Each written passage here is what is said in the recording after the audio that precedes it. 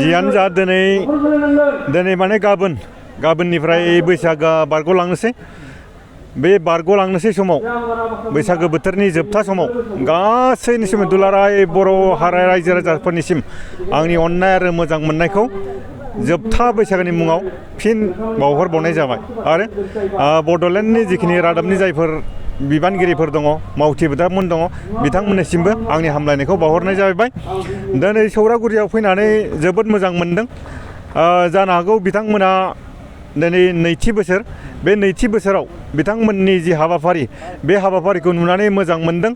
बे हाबाफारियाव गामिनि गासै बोराय बुरै रायजो राजाफ्रा ज' फैनानै मदद होफैनाया थारैनो जोबोद थुलुंगाथाव जादों। आं गुबुन जायगायाव थांनानै नुयो गुबुन जायगायाव हिनजावफोरनि बांसिन नुयो नाथाय दिनै नैबेयाव हौवाफोरनि बाहागो लानायखौबो समान नुनो मोनदों।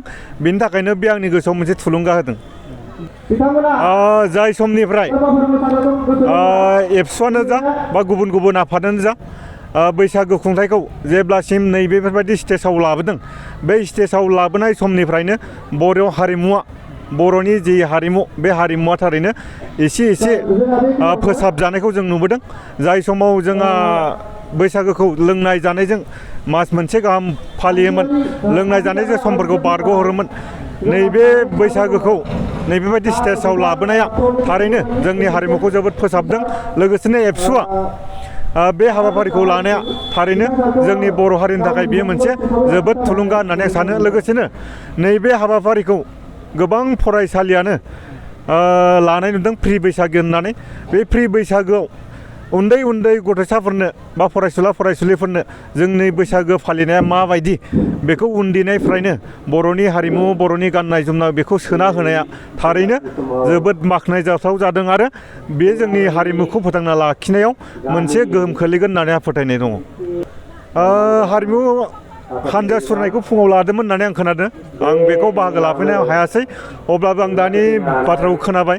बे हाबाफारिया थारैनो जोबोद बाख्नायथाव जादों आरो फरायसुलिफोरनि उन्दै गथ'साफोरनि बे ब्रेनाव खर'आव सोना होनाया जानो हागौ बेयो जोंनि थाखाय मोनसे फोसाबनाय लामा।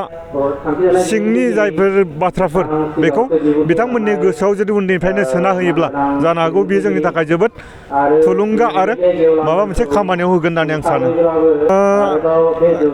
आं गासै रायजो राजाफोरखौ खावलायगोन जोङो बैसागोखौ खालि रंजानायल' सानालासिनो बेयाव जोङो गोबां हाबाफारि लायो, जेरैहाय थुनलाइयारि हाबाफारि।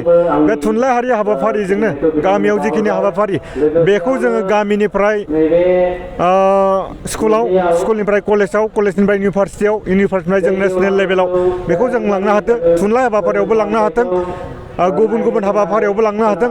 बेनि थाखायनो जोङो बे हाबाफारिखौ लानाय जायो। बेखायनो आं गासै रायजो राजाफोरखौ खावलायगोन बेफोर हाबाफारिखौ लानाय जाथों, फोसाबनाय जाथों। लोगोसेनो बेनि गेजेरजोंनो साफ्रोमबो फरायसुलिनि गोसो आरो मेलेमाव सोनायजों लोगोसे गाव जिउ दाना लानाय माबा मोनसे लामा लानाय थाथों, आं बेखौनो आसा खालामो। जिसे थाखोआव मुं थिसननो गोनां फरायसाफोरनि थाखाय मोनसे गोनां फोसावथाय। क'क्राझार दा रिलेटिभ पाब्लिक स्कुलाव थाखो 10 सिम मुं थिसननाया सोलिगासिनो। साइन्स आरो आर्ट्स मोन्नैबो आयदायाव थाखो 10 नि मुं थिसननाया सोलिगासिनो। मुं थिसननायजोंनो लोगोसे साइन्स आयदानि फरायसाफोरनो स्कलारशिप टेस्टनि सुबिदा होनाय जागोन। बेनि गेजेराव फरायसाफोरखौ टप 3 सायख'नाय जागोन। 75% आरो स्कलारशिप टेस्टनि काट अफ मार्क जागोन। टपार जानो हानाय फरायसाफोरा 100% स्कलारशिपनि सुबिदा मोननो हागोन।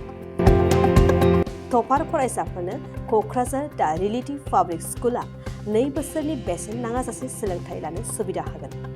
फैगौ 13 मे खालि फुंनि 10 बाजिनिफ्राय 12 बाजिसिम स्कलारशिपनि टेस्टखौ लानाय जागोन। आबुं मिन्थिनो थाखाय 7086401137 नङाब्ला 9435704380 जानबुं अनजिमा आरो relativepublicschool@gmail.com आवबो जगाजग खालामनो हागोन।